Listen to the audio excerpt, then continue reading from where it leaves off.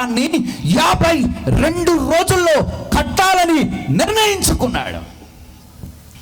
ఈ రాత్రి అలాంటి పట్టుదల యవనస్తుల్లో రావాలి, చదువుకునే వారిలో రావాలి. సాధించాలి అనే తపన వైపు ప్రయాణం చేయాలి, ఆగిపోకూడదు, సాగిపోవాలి. అబ్రహాం లింకన్ 7 సార్లు ఓడిపోయాడు. నిజమే, ఓటమి ఎప్పుడు ముగింపు కాదు, ప్రయత్నిస్తూనే ఉండాలి. బైబిల్ చెబుతుంది, నీతిమంతుడు 7 మార్లు పడినను తిరిగి లేచును. అంటే దాని అర్థం ఏంటో తెలుసా? నువ్వు నీతి కలిగిన వ్యక్తివి, క్రీస్తుని కలిగిన వ్యక్తివి. నువ్వు 7 సార్లు ఓడిపోయినా 8వ సారి సాధించే కృప దేవుడు నీకు ఇచ్చునుగాక. ప్రయత్నిస్తూనే ఉండాలి. ప్రతి ఒక్కరూ కూడా పట్టుదల అనే ప్రతిమను కలిగి ఉండాలి. రోషం రావాలి, సాధించి చూపించాలి. అట్టి కృప దేవుడు మీకు ఇవ్వాలని నేను కోరుకుంటున్నాను. అయితే నేను చాలా స్పీడ్గా చెప్తున్నాను. మొట్టమొదటి మాట పట్టుదల వైపు ప్రయాణం చేశాడు. ఇప్పుడు నేనేమంటానంటే, పట్టుదల ఎవరికి లేదండి? అందరికీ ఉంది పట్టుదల వస్తుంది. కానీ నేనేమంటానంటే, పట్టుదల కలిగి ఉండాలి, కానీ పంతానికి వెళ్ళకూడదు. ఈ మాట ఒక్కసారి చెప్పగలరా? పట్టుదల కలిగి ఉండాలి, కానీ దేని వైపుగా వెళ్ళకూడదు? పంతానికి వెళ్ళకూడదు. చాలామంది పంతానికి పోతున్నారు, పల్లోడు కొట్టుకుంటున్నారు. వాడు బాగా చదువుకున్నాడు, వాడు ఉద్యోగం పొందుకున్నాడు, సంపాదించుకున్నాడు, ఇన్ఫీల్డ్ కొనుక్కున్నాడు, చక్కగా ఉద్యోగానికి వెళ్తున్నాడు, వస్తున్నాడు. పక్కోడు చూశాడు, వాడికి ఇన్ఫీల్డ్ ఉంది, నాకు కూడా ఏముండాలి? ఇన్ఫీల్డ్ ఉండాలి. వాడికి పల్సర్ బైక్ ఉంది, నాకు కూడా ఏముండాలి? పల్సర్ బైక్ ఉండాలి. పంతానికి పోతున్నారు.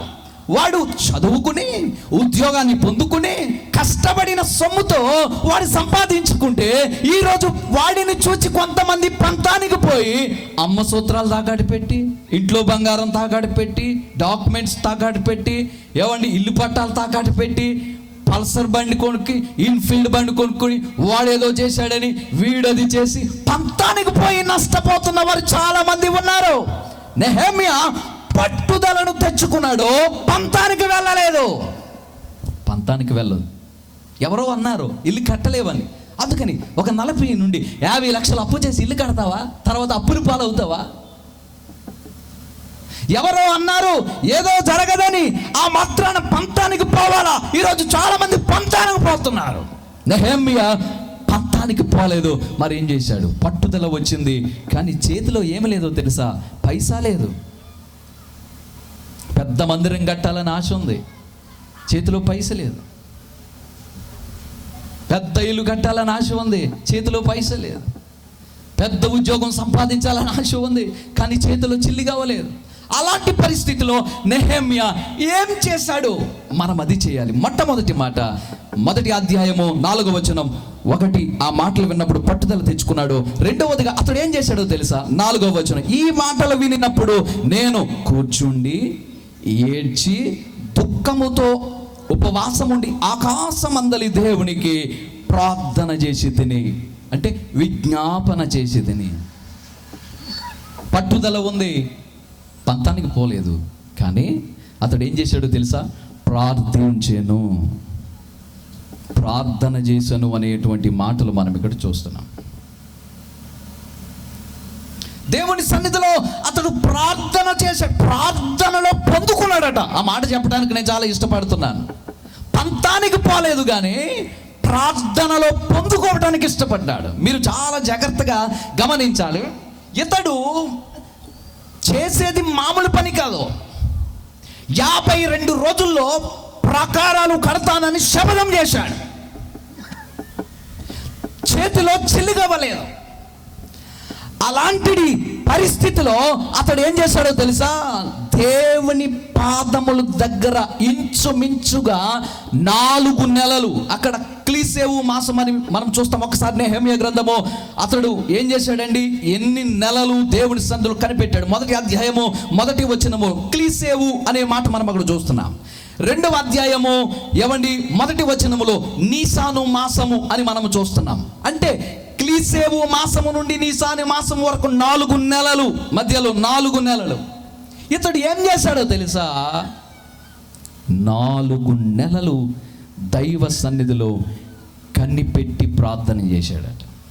కనిపెట్టి ప్రార్థన చేశాడు. ఇది మామూలు పని కాదు. ఈ పని చేయాలంటే మొట్టమొదటిగా నేను బానిసత్వంలో ఉన్నాను. ఈ బానిసత్వం నుంచి విడుదల పొందాలి. ఇక రెండవదిగా రాజు నాకు పర్మిషన్ ఇవ్వాలి. ఇక మూడవదిగా మెటీరియల్ కావాలి.